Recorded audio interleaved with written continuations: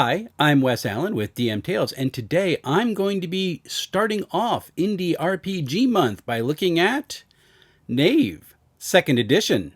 Let's roll it.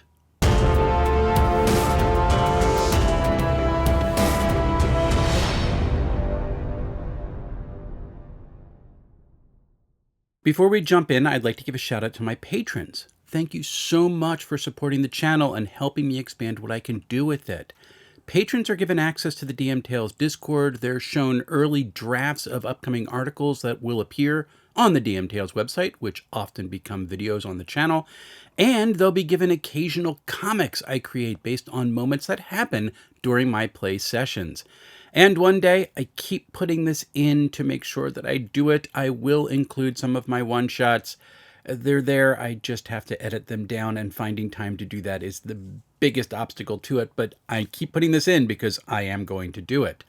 If you want to join the Patreon, you can look in the description, and I have the link to it below. Also, if you want to buy some cool shirts like this one, great for convention wear, go out and check the DM Tales Teespring store. The link is also in the description below. I've enjoyed making these, and I hope that folks enjoy wearing them. And finally, please consider doing the YouTube special and like, comment, and subscribe on this video because it really helps the channel more than I ever knew. I appreciate everyone who does so. And now, on to our featured content. I'd heard about Knave prior to its 2nd edition Kickstarter, but I hadn't had an opportunity to dive into it before the 2e campaign was announced. So when it opened up, I jumped right in. My copy arrived just the other day, and I've now had a chance to read the book and play around with some of the included tables. I have to say, I'm intrigued, so let's take a look at it. Knave 2e is a d20 based game where players must meet or beat a set difficulty. It's usually 11 plus 5, or 16. Rolls are modified by the character's attribute scores, and advantage or disadvantage on checks can be given to a player in plus or minus 5 increments. Frivolous checks are discouraged, and the game's example for these are the classic knowledge check. Really, characters are assumed to have all relevant common knowledge for their culture or the career knowledge that they have that they need to function inside the game world. If characters want to know something else beyond that, they're not going to just be able to suddenly have a bright idea. They're going to have to spend some time researching it.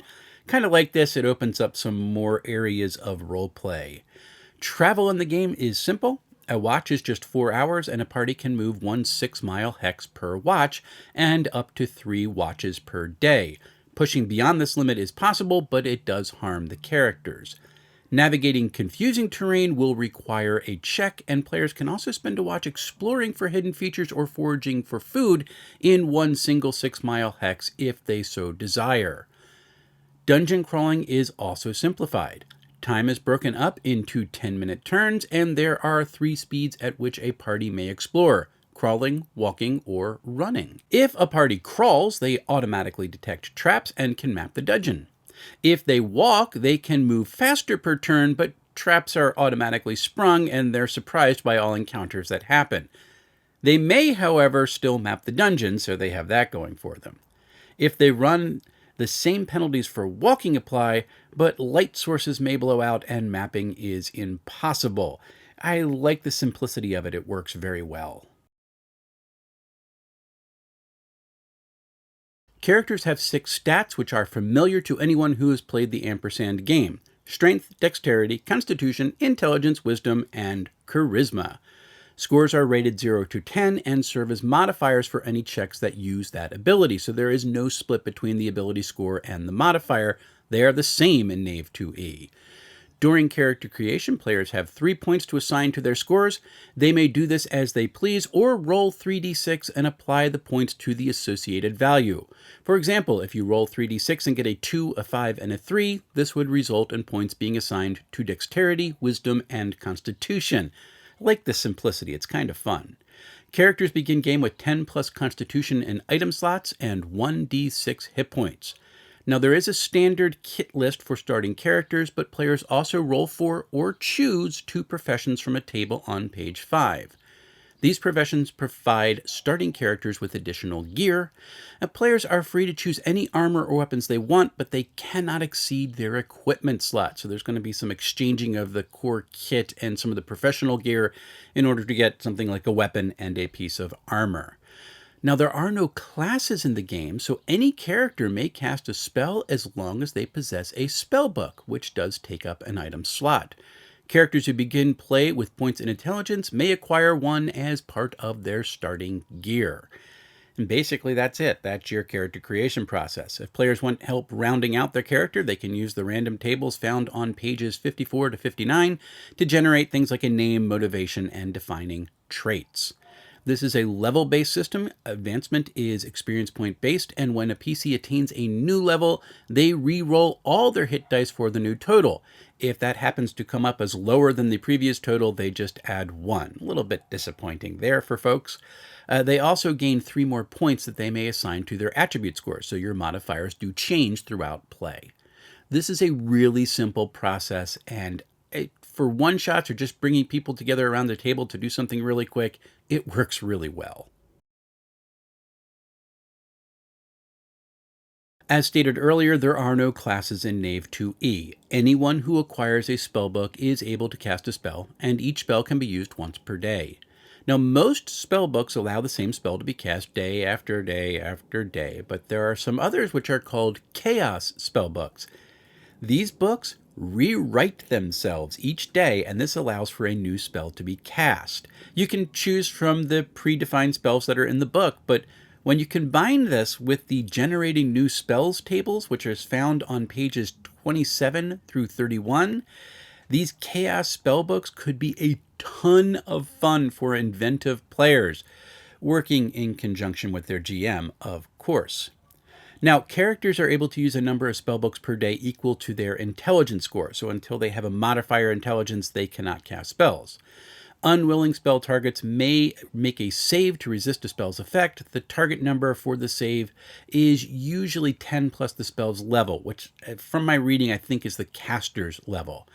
Success halves the effect, but if you beat it by 10 or more, that negates the spell entirely. Very simple, very fast, very straightforward. Knave 2e represents divine magic with relics. These are objects which are bound to a single divine patron, and each of the patrons has their own domain of influence. Players may attempt to create relics by communicating with a patron at a local shrine. When this request is made, the patron will give the supplicant a quest to undertake, something that will be related to its domain of influence. And if the players complete this task, the patron will transform the proffered item into a relic. Now, relics bestow useful but small effects for their owners, and GMs are encouraged to use the various magical tables in the book to develop the blessing with the player. These items, however, must be used in conjunction with the patron's domain, or the blessing that is given will be revoked. The reverse, however, is also true. A character who strives to remain in good graces with a patron may be rewarded with even greater blessings or more relics. And players can carry as many relics as they want in their equipment list, but they can only have a number of active blessings equal to their charisma score. So there's a limitation in that way. It's a much different way of communicating divine magic inside the game, and it works really well. I kind of want to see it in action. Knave 2e includes simple rules for brewing potions, which can be found on pages 35 through 37. Now, players declare what potion effect they're going for, as well as the ingredients they desire to use for it. These will often coincide with the type of effect that they're going for. Now, the GM can either agree or negotiate a bit to make the potion's cost commensurate with its in-game effect. Once the requirements have been settled and the ingredients are procured, the brewing process can begin. It takes one shift to brew, and the player brewing the potions will need to make an intelligence check, usually with that base 16 modifier, for a successful process. However, if they have in-game time, players can use a second shift to brew their concoction. This will essentially give the player advantage to the check and will award a +5 to the roll. If a player beats the target by 10 or more, not only is the potion brewed, they discover a recipe for making it. And should they use the exact same ingredients in the future, they won't need to make an intelligence check to brew that potion anymore. I like this idea, and you're seeing kind of the expansive way that advancing in levels is going to improve characters and what they can do, because the higher their modifiers are, the more likely they are to beat those target numbers by those higher numbers. Really cool. Now, potion ingredients is often going to include monster parts. This should appeal to fans of a certain video game franchise, and each harvested monster part takes up one item slot in the character sheet, so you can't just go around lugging all these different monster limbs with you. You have to be rather strategic about it. Everything about this process seems cool to me. There is an age-old ampersand game argument over the difference between wisdom and intelligence. For my part, I think they're completely different things, but I am in the minority here. Knave 2e, it takes a rather unique way of dealing with this argument. Intelligence, as we've already seen, is used for magical activities. That makes complete sense. Wisdom, on the other hand, is used as the character's modifier for ranged attacks, so that's a new way of dealing with it. Strength, the very basic, it's used for melee attacks, for folks who like to smack things with big pointy objects. Initiative in the game is side-based. The leaders of both sides make a charisma check. The winning side goes first with all of their activities. Attack rolls are simple. To hit with an attack, the player must meet or beat the target's armor class.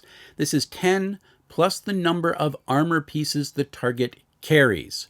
If the die comes up as a 1, the weapon used in the attack actually breaks. If the result is 21 or more, the player may attempt an extra maneuver like a trip or a shove. To do this, they're going to have to use an appropriate attribute check. Now, damage is where things get interesting. Each weapon in the game has a damage die, d4 all the way up to a d8, and damage is taken from a target's hit points. When an NPC falls to 0 hit points, it dies. That's the end of it, and that's basically what people already know. When a PC falls to 0 hit points, however, damage continues to be inflicted upon the character. It is taken from their item slots. This damage is called a wound. The cool thing is any items held in that slot are dropped when the wound is inflicted. So you have to have some strategy in how you organize your items in your equipment list, because dropping armor pieces in the middle of a battle is going to lower a character's armor class. That is not a good thing. When a character runs out of item slots, when they take wounds, well, then they die, and that is the end. Characters may also suffer direct damage, which bypasses hit points and affects item slots only. And while hit points are restored after a 2-shift rest, basically sleeping for 8 hours, wounds only heal at a rate of 1 per day, and even then only in a place of safety, so they're going old school with that. This is a straightforward system of combat, damage, and healing, and I like it. It has some cool depth, and yet it's really simple at the table and fast to deal with. Knave 2e is an 8.5 by 5.5 inch book, which feels every bit as portable as the A5 digest size books like Shadow Dark and Old School Essentials. It's stitch binding, so the book will last a while, but it doesn't have a book ribbon. In normal circumstances, this omission would be like a ding for me, but the book's so condensed, it's not really needed, and that's difficult for me to admit. I read the whole thing in about an hour. I can flip through the pages in a few seconds, and the bulk of the information a GM needs during a session is printed on the interior front and back covers. You just don't need the book ribbon. Oh, that really hurts to say. Knave 2e is also printed on flat paper, and that is always a win. Please, everyone, just start using flat paper. This book is well designed. It is easy to throw into let me get it right up, It is easy to throw into a bag. You can just take it with you wherever you want. Say you're at a con, you're not scheduled to play a game, but you got some time. Pull this one out and you've got something you can do. Really, really cool. Referring to Knave 2nd Edition as rules light might be an insult to the genius of its simple clarity. Every one of the rules in the core mechanics section of this review, for example, they're found on the front and back interior covers of the book. I mean, look. If you open up the front cover of the book, that by itself is enough information for a GM to run an encounter. That is brilliant. And if you want movement and crawling rules, that's found on the back inside cover. A game like this is just absolutely amazing because you don't need a GM screen. You don't need to flip through pages. Here it is. It's right on the opening cover. I love it. And Knave 2E's artwork is done by Peter Mullen. It is line art classic with the exception of the front cover, which is in color. It is beautiful. Images are all brooding, dangerous, and remind players that adventurers are small in a world of huge danger. It's really well done. The body text for the book is a clear serif font with good spacing. It's no frills, but it does get the job done, and the body is presented in 2 columns and is easy to read. There are just 2 heading levels in the book. First level headings function as section headers, and they are presented in a nice old English font. I'm a sucker for these when the glyphs are readable, and these are very easy reading. Very nicely done. Second level headings are presented in all caps in line with the body text. They also utilize a bold font, which is a bit smaller than the body text itself. If it's not the exact same font, it is a similar serif face. There are 2 kinds of tables in the book, and these are important for Knave 2nd Edition. The majority of the tables are D100, which are presented in 2 columns. Some of these tables take up an entire page, while others will be laid out 2 to a page. Result numbers and titles, when the latter appear, utilize the 2nd level heading font, and the descriptions use a smaller size of the body font. But other than a table spanning title, which is white text against a black field, there's no other table decorations like borders or alternating row colors. Now, one might expect this to make the tables difficult to read. That's just not the case. The bold result numbers help with readability. And here's the thing, folks who use this book will want to read the D100 tables. They are a dragon's hoard of ideas to bring into a game. They're so much fun. The second kind of table is for any number of results under 100. They utilize the same basic design, but with 2 distinctions. First, the results are presented in a single column, and second, these tables utilize an alternating row color to assist with readability. Everything in the book, from the tables to the headings and to the body text itself, flows really, really well. This is a book you can read fast, so nicely done. If you are looking for a rules-light game that's fluid, fun, dangerous, and fast, Knave 2E is a terrific option. It's not quite as gonzo as something like Easy D6, but it reads like it would be a lot of fun. The game's also a fantastic resource for world building using those abundant D100 tables. So this is one of those cases where you have a TTRPG book you can pick up guilt-free even if you never plan on running the actual game, because you can use so much in it to build a world, and it's just a great resource and a wonderful investment. The print book can be purchased for $35 from Swordfish Islands, and PDFs are on sale from both DriveThruRPG and itch.io for $19.99. This is one that is worth checking out. Coming up, July is Indie RPG month, and I'm going to be celebrating by looking at some games that don't have quite the push of their bigger TTRPG cousins. I've got a video on what I hope to cover this month in the description below. A lot of fun on the way. And if you're in the greater Philadelphia area, please don't plan anything for September 28th. We're going to be hosting the next EcclesiaCon event, a day of adventure. EcclesiaCon DOA. I didn't do that on purpose, but that's what I'm going with now. Details on that are going to be dropping in August. Until we see each other again, folks, Happy playing, everyone.